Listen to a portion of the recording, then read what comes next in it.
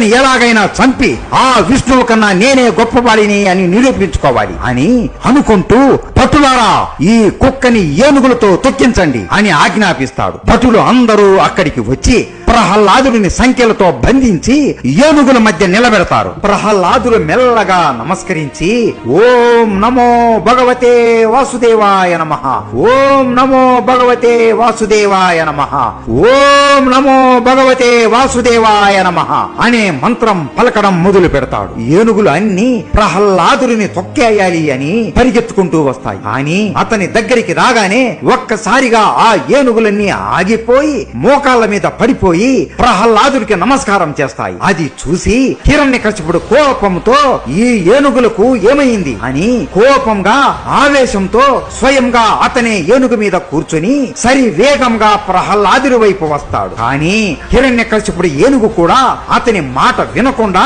ఆగిపోయి హిరణ్యకశిపుడిని కింద పడివేసి మోకాళ్ళ మీద పడిపోయి ప్రహ్లాదుడికి నమస్కరిస్తుంది. నేల మీద పడిన హిరణ్యకశిపుడికి ఒళ్ళు మండిపోతుంది. ఈ నీచుడి వలన అందరి ముందు నాకు అవమానం జరిగిపోయింది అని అనుకుని కోపంతో వీడిని అదిగో ఆ పర్వతం మీదికి తీసుకుని వెళ్లి అక్కడి నుండి క్రింద పడేయండి అని ఆజ్ఞాపిస్తాడు. భటులు కూడా సరే అని ప్రహ్లాదుని సంఖ్యలతో బంధించి ఆ పర్వతం మీదికి తీసుకుని వెళ్తారు. ఆ భటులు అందరూ, ప్రహ్లాద దయచేసి విష్ణువు నామం పలకవద్దు నాయనా, ఆ నామం పలికినప్పటి నుండి నీకు కష్టాలు తప్ప ఇంకేమీ మంచి జరగలేదు నాయనా, ఆ కొండ మీద నుండి నిన్ను తోసివేస్తే తప్పకుండా చనిపోతావు అని వేడుకుంటారు. ప్రహ్లాదుడు మాత్రం కొండ చివర నిలబడుకుని చనిపోయేది శరణమే, ఆత్మ కాదు, అయినా నేను నశించే శరీరాన్ని కాదు, నేను ఇప్పుడు మరణించినా కూడా నా విష్ణువు మరొక రూపంలో మరొక జన్మలో నాకు మళ్లీ ప్రాణం పోస్తాడు.